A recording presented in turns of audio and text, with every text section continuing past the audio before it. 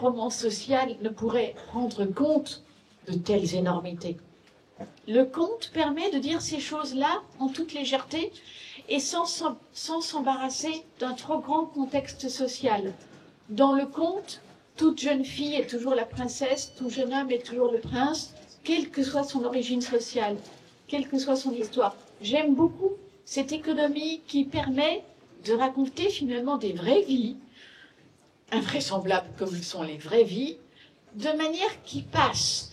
Nous avons tous été éduqués au conte dans notre enfance, ce qui fait que si une nouvelle conteuse, moi en l'occurrence, arrive en vous racontant des énormités, vous dites oui, voilà, Amélie Nothomb nous raconte un conte de plus, et vous êtes prêt à l'accepter. C'est là que je vous prends en traître, puisque au 7/10 du livre, tout à coup, il y a un changement de ton. C'est moi qui dis je vous parle directement et je vous dis voilà. Et maintenant, cette personne dont vous pensiez qu'elle n'existait pas, dont vous pensiez que je l'avais inventée, en fait, c'est ma mère, et ma mère est morte. Et c'est très brutal. Et vous savez, c'est très brutal pour moi aussi. Bon, je sais que c'est le lot commun. Nous avons tous une mère et nous sommes tous amenés un jour, dans les meilleurs des cas, hein, il faut bien le dire dans le meilleur des cas, parce qu'il vaut mieux quand même que ce soit notre mère qui meurt avant nous, parce que si c'est nous qui mourrons avant notre mère, nous rendons un être épouvantablement malheureux pour toute sa vie. Quand notre mère meurt avant nous, il faut considérer que c'est un grand succès. Nous avons évité à notre mère le plus grand chagrin du monde, à savoir de mourir avant elle. Mais c'est à nous d'assumer ce chagrin-là, le chagrin de la perte, avoir perdu sa mère. Moi, depuis que j'ai une conscience, c'est-à-dire depuis bien longtemps, je vis dans la terreur de perdre ma mère. C'est arrivé. Ça y est, ma mère est morte. Je partage ce que je peux. C'est un partage difficile. En même temps, je ne fais que partager l'expérience commune. Ça arrive à tout le monde. On parle un petit peu de violence, de brutalité, de criminalité. Dans le récit, Adrienne, donc votre maman, demande à sa grand-mère est-ce que vous aimez maman? Et la grand-mère répond on ne pose pas de telles questions. C'est plutôt dur de répondre ça à une jeune fille, à un enfant de 4 ans. Alors, j'appartiens à une lignée maternelle monstrueuse, surtout du côté féminin. Dans ma lignée maternelle, de mère en fille, on se déteste depuis des générations. C'est stupéfiant. Aussi loin qu'on remonte du côté des femmes se détestent. Les mères n'aiment pas leurs filles, les filles n'aiment pas leur mère. C'est comme une malédiction. C'est là que ma mère apparaît. Ma mère est la deuxième fille de ma grand-mère.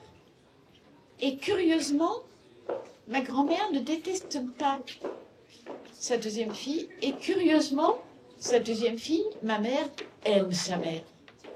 Chose jamais vue dans la famille. Une fille qui aime sa mère, une mère qui aime sa fille. Oh, miracle, que s'est-il passé? Ma mère est un miracle. Ma mère est arrivée au bout d'une lignée de haine et l'a transformée en une lignée d'amour. Pourquoi? Parce que ma mère, toute petite, confiait à sa grand-mère maternelle, qui était un monstre, qui commence par la torturer en lui faisant manger des harengs au vinaigre au petit déjeuner avec un bol de café au lait, enfin des horreurs que je n'ose même pas raconter. Ma mère, toute petite, 4 ans, livrée au monstre, comprend que personne ne va venir la sauver, qu'elle est toute seule avec un monstre, et ma mère veut vivre, elle a 4 ans, elle a tout son désir de vivre, et ma mère se dit, puisque personne ne va me sauver, je vais me sauver toute seule. Comment est-ce qu'on se sauve toute seule quand on a 4 ans et qu'on est confié à un monstre? Il y a forcément une formule magique, je veux trouver la formule magique. Et ma mère trouve la formule magique. La formule magique, c'est tant mieux. Tant mieux, qu'est-ce que c'est? Tout va mal, donc je décide que tout va bien.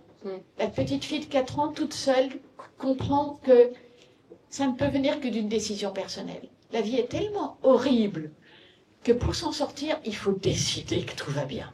Ça veut dire que, à l'âge de 4 ans, pour parler de façon pédante, ma mère invente la philosophie de Nietzsche. Elle invente la force. Puisque notre monde est une horreur, je décide que c'est fantastique. Ma mère, qui était une femme très simple, décide ça et ça fonctionne. Elle survit à sa grand-mère, elle survit à sa mère l'aime, parce que sa mère n'en revient pas de cette petite fille tellement forte. Et ma mère, et c'est ça le plus miraculeux de toute l'affaire, ma mère décide d'aimer sa mère. Chose qui s'était jamais faite dans la famille. Elle aime sa mère qui était un monstre. Sa mère était serial killer de chats.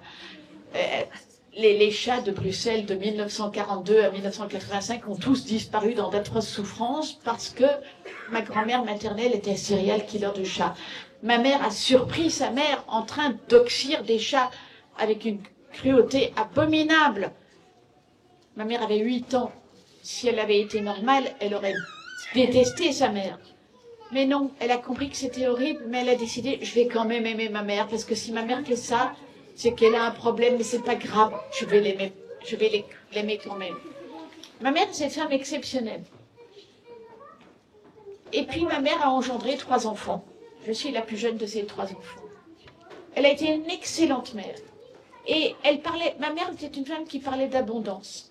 Et elle racontait sa grand-mère, sa mère. Et moi, toute petite, j'écoutais ce que ma mère racontait en me rendant compte que ce que ma mère racontait, c'était horrible. Mais elle le racontait tellement légèrement, tellement simplement que ça avait l'air d'une histoire drôle. Mais moi, très vite, j'ai compris que c'était pas une histoire drôle, c'était juste l'histoire de ma mère qu'elle racontait parce que... Pourquoi ne pas le raconter? Et je veux rendre hommage à cette femme qui m'a transmis le tant mieux qui est la plus grande force de tous les temps, qui finalement est une chose que nous connaissons tous. Nous vivons tous dans le même monde. Nous voyons tous que ça va très mal. Et c'est pas pour ça qu'on n'est pas très heureux certains jours. Il y a moyen d'être très heureux dans un monde qui va très mal. C'est ça le tant mieux. Et justement, donc on a parlé d'Adrienne, qui a une grand-mère plus sorcière que Mamie Bonbon, une mère donc serial killeuse de chats. Et dans quelle mesure peut-on affirmer que justement l'amour que votre mère portait à sa mère vient aussi peut-être du fait qu'elle ait remarqué les mauvais traitements de sa grand-mère? Est-ce que ça l'a fait relativiser là-dessus Oui, ma mère avait vraiment compris très jeune la loi de la relativité. Elle a compris que si sa mère était serial killer de chats, c'est parce que sa grand-mère avait réuni ses 3 filles au bord de son lit, tout en tenant ses chats dans ses bras, en disant « Vous voyez mes filles, je ne vous aime pas. Mes chats, eux, je les aime. » Et voilà, ma grand-mère, qui était la 2e fille de cette femme, et c'est toujours des histoires de 2e fille. Ma grand-mère a été tellement choquée de cette déclaration horrible qu'elle a décidé, eh bien moi les chats, je vais leur faire payer la déclaration de ma mère. Je vais tous les tuer. C'est terrible d'avoir une grand-mère qui décide de tuer tous les chats du monde.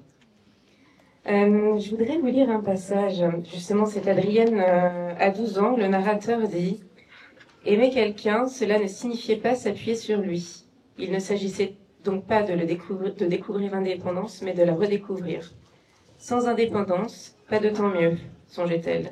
Cette magie, qui était son secret le plus intime, supposait de ne pas exagérément se souder à un destin autre que le sien propre. Nul cynisme dans ce constat, on ne peut être responsable que de soi-même. Si on lie son bien-être à celui d'un autre, cela ne peut que vous péricliter. » C'est une découverte que j'ai faite tardivement, l'indépendance. Je suis quelqu'un qui aime. J'ai tendance à aimer déraisonnablement. J'ai aimé ma mère déraisonnablement. Ma mère a eu beaucoup de mal à m'apprendre l'indépendance. Aimer quelqu'un, ça ne signifie pas lui être soudé. Ça ne signifie pas être tout le temps accroché à ses jambes comme ça. Bon, sauf évidemment quand on est un tout petit bébé comme le vôtre. Mais moi, je pense que je suis cette variété de gens qui restent un bébé toute sa vie. Et pour cette raison, je ne parvenais pas à me dessouder de ma mère. J'étais vraiment soudée à ma mère. Et ma mère était une très bonne mère. Elle m'aimait. Mais elle voyait qu'il y avait de l'excès, quoi, que ça n'allait pas, qu'il fallait vraiment m'apprendre que non, l'amour, c'était pas ça. Oui, quand on est un bébé, oui, ça va. Mais il y a un moment où il faut apprendre à être indépendante. J'ai eu du mal avec ça. Donc il y a le thème majeur, vous l'avez compris, c'est l'amour que l'on peut porter à ses parents, l'amour que l'on porte à sa sœur, celui qu'on porte aussi à une personne extérieure à notre famille. Il y a l'amour, mais il y a aussi l'absence d'amour. L'absence d'amour dont les sœurs de ma mère font cruellement expérience. Parce que ma mère, finalement, est celle des 3 enfants que sa mère a aimés. Sa mère l'a aimée pour une raison monstrueuse. Sa mère l'a aimée parce que ma mère était forte. Et que ma grand-mère était du style à n'aimer que les forts. J'en sais quelque chose parce que quand j'ai rencontré cette fameuse grand-mère, elle m'a détestée tout de suite parce elle m'a cataloguée parmi les faibles. Parce qu'elle a vu que j'étais la petite fille qui restait accrochée à sa mère. Elle disait, oh, celle-là, c'est pas une forte. Je la déteste. Donc tout de suite, elle m'a dit des horreurs parce que je faisais pas partie des forts. Donc je sais ce que c'est que d'être la personne qui ne reçoit pas l'amour. Les deux sœurs de ma mère ont été, elles aussi, dédaignées de l'amour maternel. C'est affreux. Ne pas recevoir l'amour de sa mère, c'est affreux. Là, pour le coup, ça ne m'est pas arrivé, puisque, heureusement, j'ai eu une très bonne mère qui m'a profondément aimée. Et cette défaillance d'amour maternel a du coup resserré les liens extrêmement forts entre les sœurs. C'est une chose que j'ai beaucoup constatée, c'est que quand il y a une défaillance d'amour maternel, ce qui joue le rôle de l'amour maternel, c'est les sœurs. Les sœurs peuvent être un miracle contre la défaillance d'amour maternel. Là, je ne parle pas du tout d'expérience, puisque moi, j'ai juste gagné au loto, vu que j'ai eu la meilleure des mères, mais aussi la meilleure des sœurs. Donc, j'étais ensevelie sous l'amour maternel, tout en étant ensevelie sous l'amour de ma grande sœur. Mais j'ai toujours été très good. Vers la fin du roman, vous, Amélie, dites « Je suis mon père ». Seulement, lorsque moi je vous observe en librairie avec vos lecteurs, je pense bien que vous avez des similitudes avec votre mère qui sont fondamentales. Par exemple, cette aptitude à vous souvenir de vos lecteurs et de vos lectrices, de vous adapter aussi aux sentiments, à la présence de chacun, et que vous naviguez un peu comme voilà, dans le sens du vent, vous ajustez votre voile. Moi, j'aimerais savoir quelle est votre auto-analyse là-dessus. Vous me faites là le plus grand compliment du monde parce que, petite, je voulais désespérément ressembler à ma mère. Je voulais ressembler à cette femme si belle, si géniale, si forte. Alors que j'étais le portrait craché de mon père. Mon père était un homme exceptionnel, mais il m'a fallu beaucoup d'années pour comprendre pourquoi mon père était un homme exceptionnel. Pour moi, mon père, c'était juste un monsieur. Donc un monsieur, quand on est une petite fille, on comprend pas très bien ce qu'il fait, surtout s'il est ambassadeur. Ça veut dire quoi, ambassadeur? Je veux dire, si votre père est boulanger, vous comprenez qu'il fait du pain. Ambassadeur, c'est quoi? Il fait une ambassade? Ça sert à rien, c'est inutile, ça m'intéresse pas. Bon, maintenant, je comprends que mon père était un être exceptionnel et que être son portrait craché, c'est pas si mal. Mais j'ai toujours gardé cette fascination absolue pour ma mère. Ma mère, c'est la personne à qui je ressemble pas. Ma mère, c'est cette personne fantasque qui faisait Elle était ambassadrice puisqu'elle était femme d'ambassadeur. C'est difficile d'être une ambassadrice. Une ambassadrice, c'est une femme qui reçoit 1000 personnes par mois, donc des chefs d'État. Mon père recevait des chefs d'État qui n'étaient pas faciles. Dans mon livre, je raconte cette scène extraordinaire. Mon père, ambassadeur en Italie, est tenu, parce que par le devoir d'un ambassadeur, de recevoir le chef d'État du pays où il est posté, à savoir à l'époque Silvio Berlusconi. Bon, vous vous rappelez Silvio Berlusconi, un des pires chefs d'État qui ait jamais existé. Bon, on a connu pire depuis, mais à l'époque, on était déjà tout à fait ébahis qu'un tel chef d'État puisse exister. Et donc, ma mère devait recevoir, en tant qu'ambassadrice, Silvio Berlusconi. Qu'est-ce qu'elle a fait en cachette de son mari, en cachette de tout le monde? Ma mère a gardé pendant 1 mois tous les restes à la cave. Et quand Silvio Berlusconi est venu en grand dîner en ambassade de Belgique à Rome, ma mère a servi tous les restes à la cave qui étaient devenus poilus, qui avait une espèce d'épaisse couche blanche de moisi dessus. Et mon père c'était trop tard pour réagir. Ma mère savait préparer sa surprise.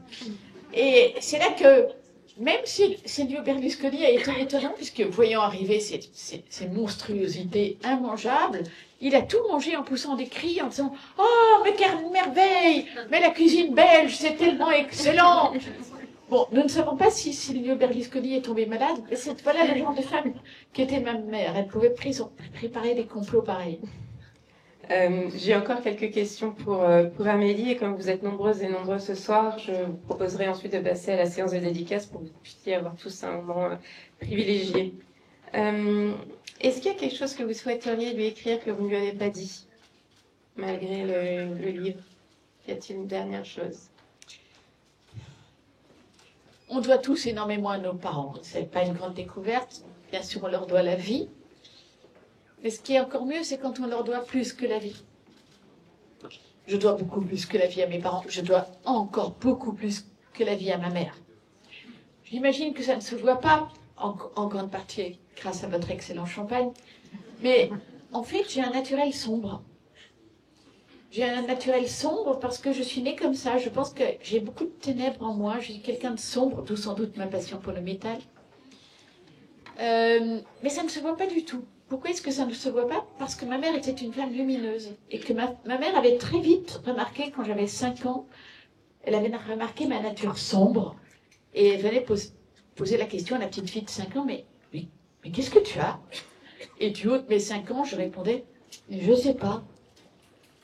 Et ma mère me répondait très simplement, mais très fermement à tous les coups. Elle me disait, tu n'as pas le droit. Tu n'as pas le droit. Et c'était dit gentiment, mais fermement, tu n'as pas le droit. Cette parole a sauvé ma vie. Je pense que si ma mère ne m'avait pas tout de suite placé un interdit sur les ténèbres, je serais à fond du côté des ténèbres. Je ne dis pas que j'ai renoncé aux ténèbres, les ténèbres sont là. Mais grâce à ma mère, il n'y a pas que des ténèbres.